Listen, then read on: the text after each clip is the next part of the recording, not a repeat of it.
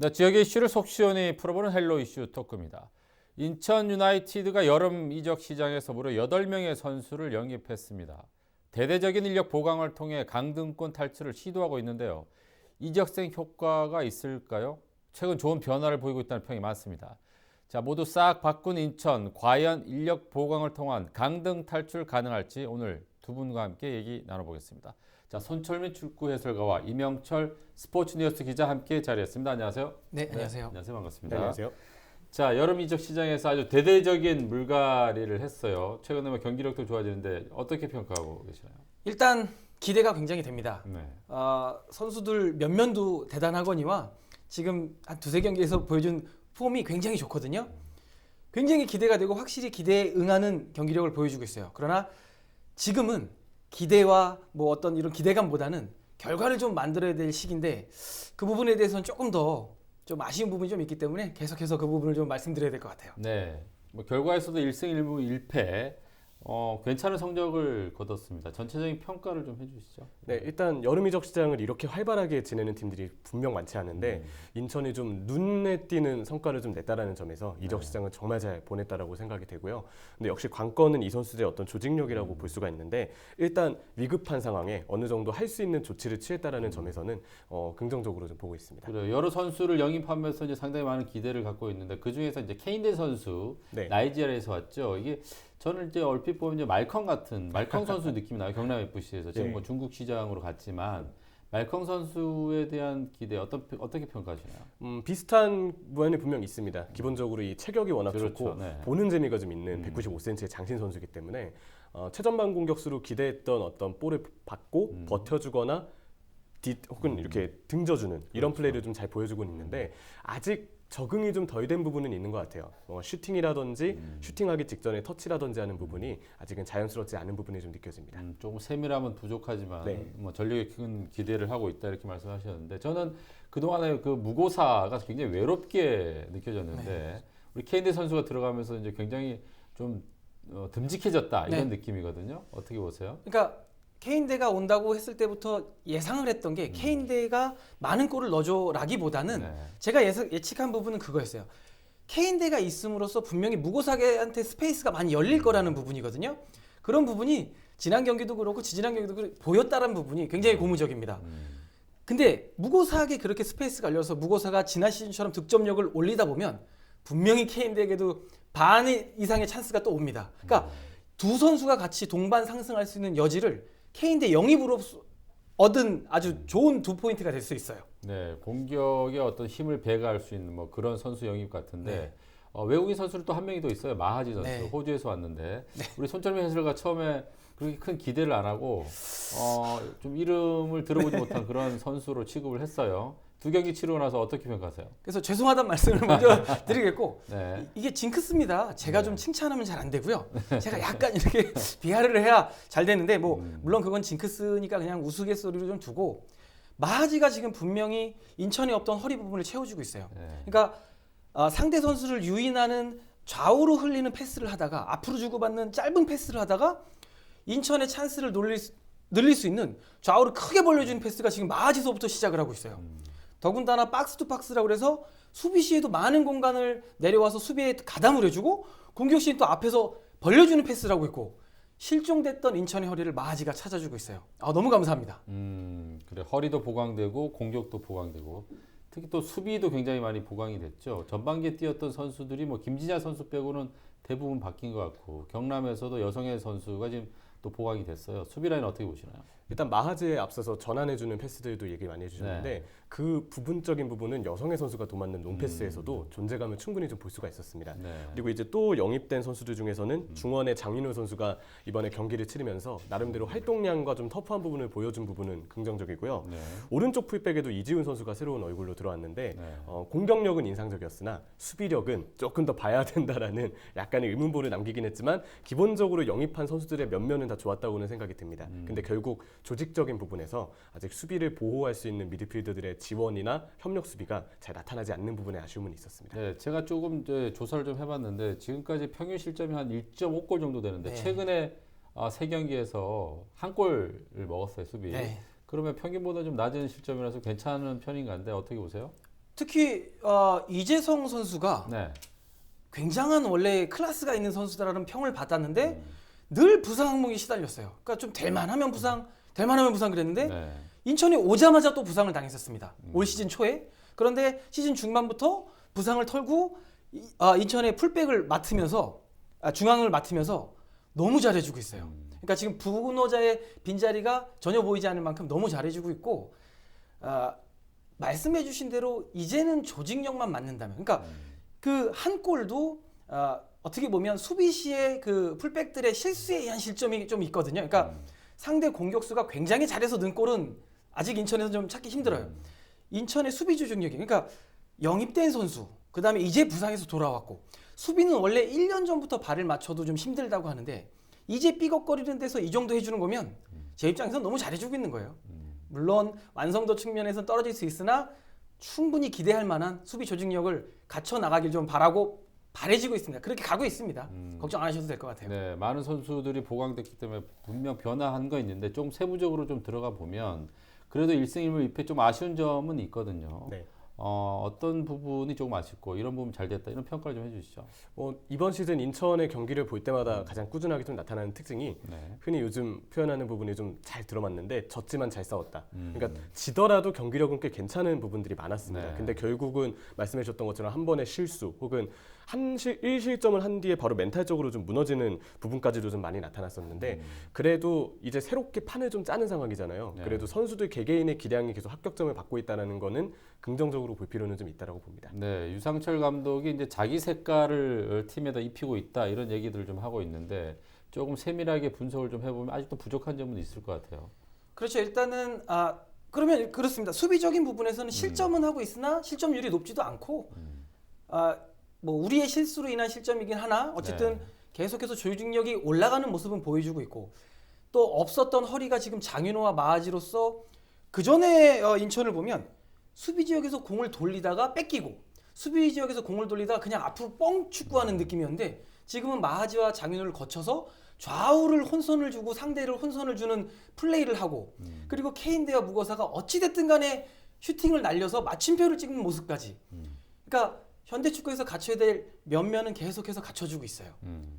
하나 나오지 않는 그 득점 상황 그러니까 네. 해줘야 될 때 마침표를 찍어줘야 될 때 아까 제가 말씀드렸지만 이제는 그런 기대감은 좀 접어두고 이제는 분명히 결과물을 좀 얻어와야 돼요.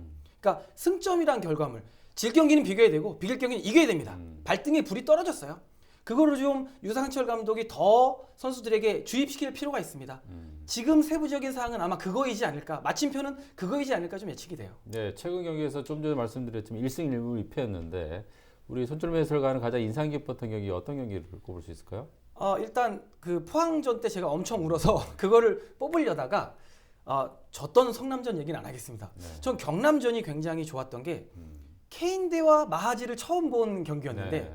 두 선수가 저의 기대치를 너무 이렇게 올려놨어요. 그러니까 또 더군다나 먼저 선제 실점하고 동점을 만들었기 때문에 경기 분위기가 너무 좋았다는 부분이 경남전이 가장 인상 깊지 않았나. 그리고 좀 아쉬웠어요. 그러니까 왜냐하면 올해 인천이 1승 있습니다. 홈에서. 그게 네. 경남전이었거든요. 그렇죠. 근데 그걸 한 번 더 하지 않을까 했는데 그걸 못했다는 부분이 더 기억에 남아서 아마 제가 계속 생각이 나는 것 같아요. 특히 그 마지 선수에 대해서는 기대를 안 했는데 첫 선에서 너무 잘했기 때문에 더 기대가 크지 않았나 생각이 드는데 우리 이명철 기자님은 어떤 경기를 가장 인상 깊게 보셨어요? 저 또한 경남전을 사실 좀 준비했는데 네. 제가 꼽은 이유는 좀 다릅니다. 김호남 선수가 골을 터뜨렸기 때문에 사실 그 경기는 인상이 더 진하게 남았었는데요. 지금 인천에게 가장 필요한 부분은 결국 누가 해결사가 되어줄 것이냐에 대한 부분인데 김호남이 가장 유력한 후보 중에 한 명이고 네. 그때 너무 인상을 좀 남겼던 게 아직도 기억에 뚜렷하게 남아서 경남전이 어떤 의미에서 보면 전반적인 인천의 후반기 스케치를 좀 그려준 경기다. 포항전을 논외로 치게 되면 그렇게 좀 꼽아봐도 괜찮을 것 같습니다. 두 분은 지금 경남전에 네. 가장 인상 깊었던 경기를 꼽아주셨는데 그런데 성남과의 경기 너무 아쉬웠어요. 얼마 전에 했던 경기인데 슈팅을 뭐 20개나 날렸는데 한 골도 못 넣고 네. 골대를 2번이나 맞췄죠. 네, 여러 가지로. 어떻게 생각하세요? 좀 결정력 문제가 아무래도 네. 좀 컸었죠.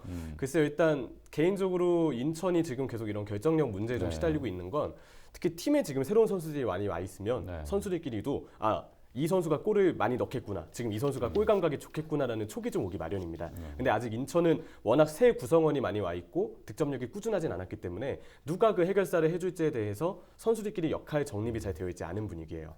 게다가 이적생 케인대가 아직 이 슈팅이나 마무리에 있어서는 뭔가의 포인트를 잘 못 잡고 있어서 지금 빠르게 골 감각이 좀 더 좋은 선수가 선수들 사이에서도 눈에 들어와야 비로소 이 골 가뭄에 대한 문제를 해소할 수 있을 거라고 생각이 듭니다. 그래요. 이명철 기자님이 조금 전에 그 졌지만 잘했다 이런 표현을 했는데 스포츠에서는 아무리 잘해도 지면은 별 의미 없지 않습니까? 네. 지금의 인천이 그래요. 지금은 졌지만 없습니다. 이제는 비겼지만 혹은 이겼지만으로 가야 돼요. 그래요. 아주 심각합니다. 그래서 그 성남과의 경기 너무 아쉽게 왔을 텐데. 뭐 그러니까 어떻게 보면 좀 긍정적으로 좀 해석을 하자면 예.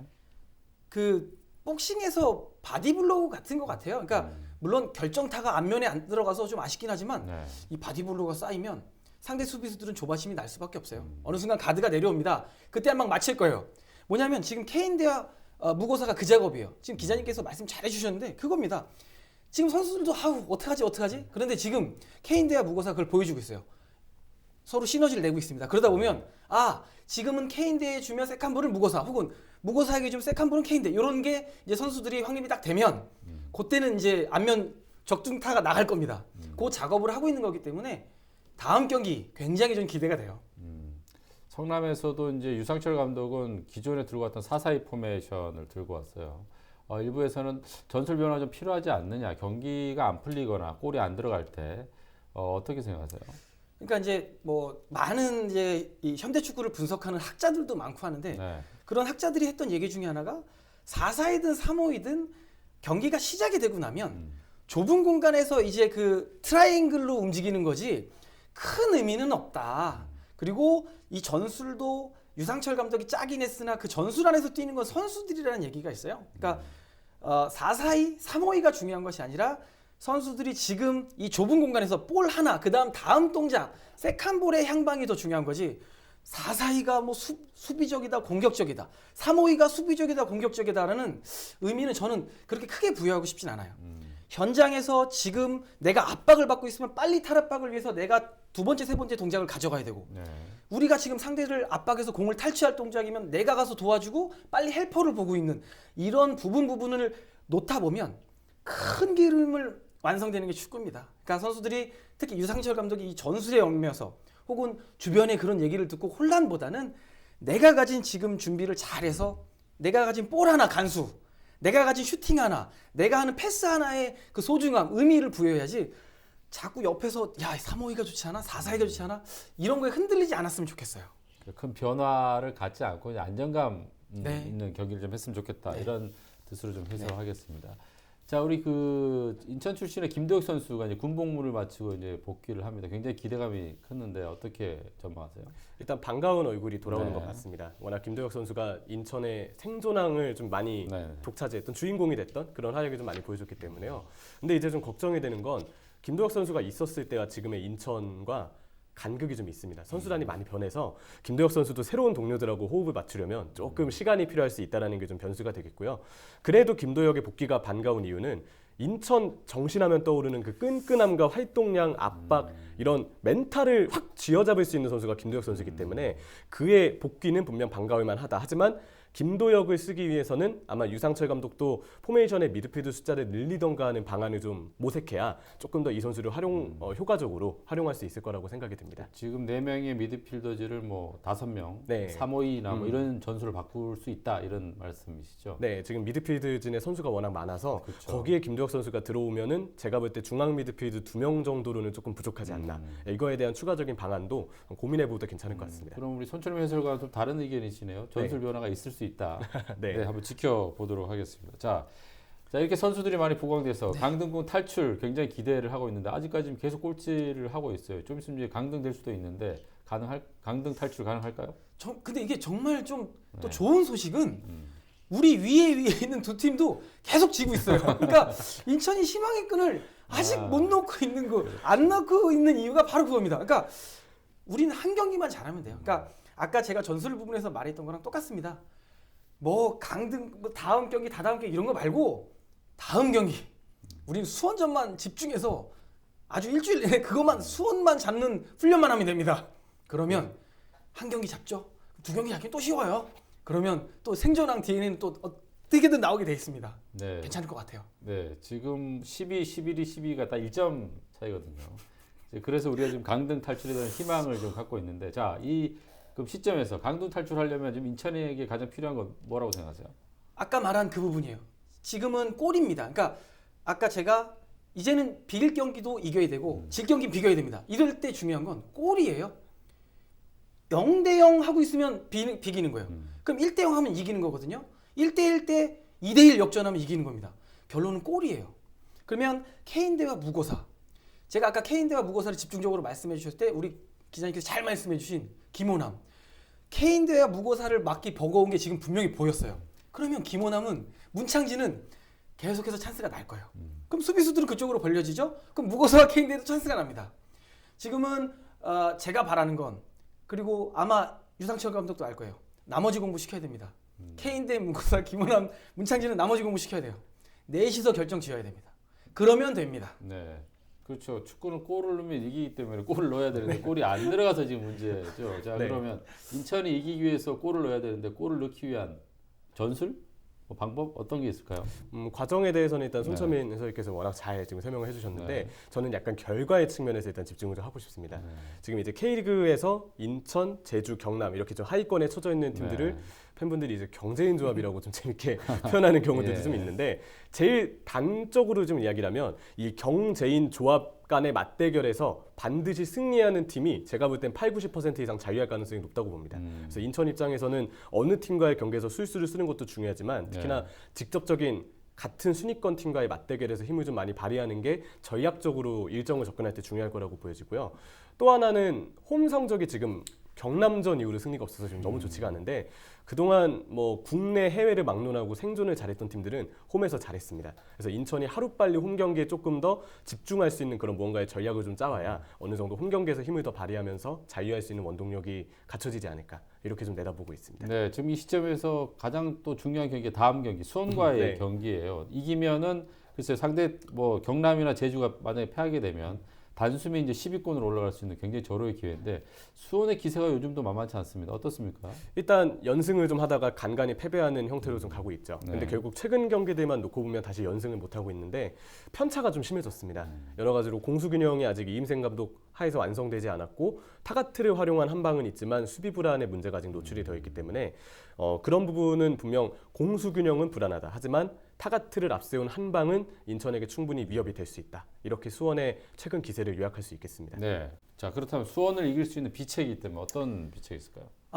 뭐 유상철 감독이 더 알아서 잘 하시겠지만 그동안 지난 경기를 보면 유상철 감독이 경기력이 좋았다, 괜찮았다고 하는 경기를 보면 선수비입니다. 쭉 웅크리고 있으면 좀 괜찮아요. 그러니까 좀 아쉬운 부분이 이게 전반에 공격적으로 많이 뛰다 보면 후반에 처지는 모습이 많이 보이는 인천이거든요. 네.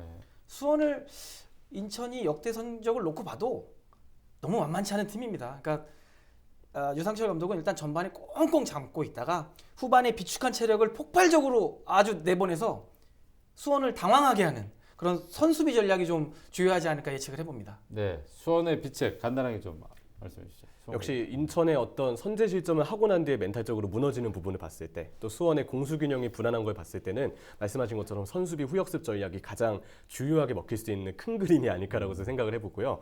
근데 이제 우려되는 부분이 있습니다. 인천이 수원전은 지금 19경기째 이기지 못하고 있습니다. 마지막 승리 경기가 2013년 12월 1일인데 곽희주 선수가 처음으로 수원을 떠날 때였었고요. 그때 인천이 김봉기 감독 아래에서 상위 스플릿 첫 경기 승리를 그때 거뒀을 때여서 그때 이후로 수원을 못 잡았다라는 건 얼마나 그동안 이 팀에게 좀 약해왔는가 좀 이런 징크스를 떠안게 되는 경기입니다. 예상 스코어 어때면? 그래도 이번 수원의 공수 균형이 좀 무너질 수 있다는 걸 봐서 유상철 감독의 비책을 읽겠습니다. 저는 2대1, 1대0 한 점 차 승리를 좀 한자조 승리. 네. 자, 저도 지금 깜짝 놀랐습니다. 제가 2대1 예측을 했습니다. 인천의 승리인데 타가트의 한 방이 있기 때문에 2대1 예측합니다. 네. 알겠습니다. 수원과의 경기가 이번 주말에 있습니다. 2대1 승리를 예측하면서 오늘 이슈토크는 여기서 마무리하겠습니다. 자, 시청해주신 여러분 고맙습니다.